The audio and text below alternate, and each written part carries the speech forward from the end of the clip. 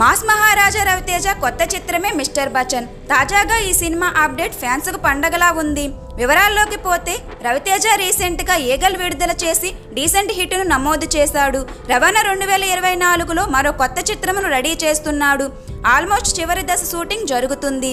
ఈ మిస్టర్ బచ్చన్ చిత్రంలో భాగ్యశ్రీ కథానాయిక, రవితేజ హీరోయిన్ పై మాసపాటు చిత్రీకరిస్తున్నట్లు సమాచారం. ఈ పాటకు థియేటర్లు దద్దరిల్లిపోవడం ఖాయమంటున్నారు.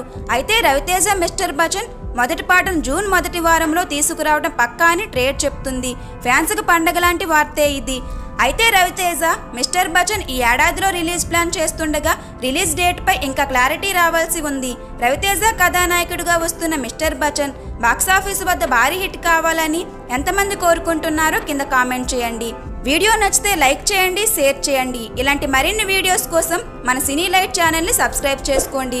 Thanks for watching.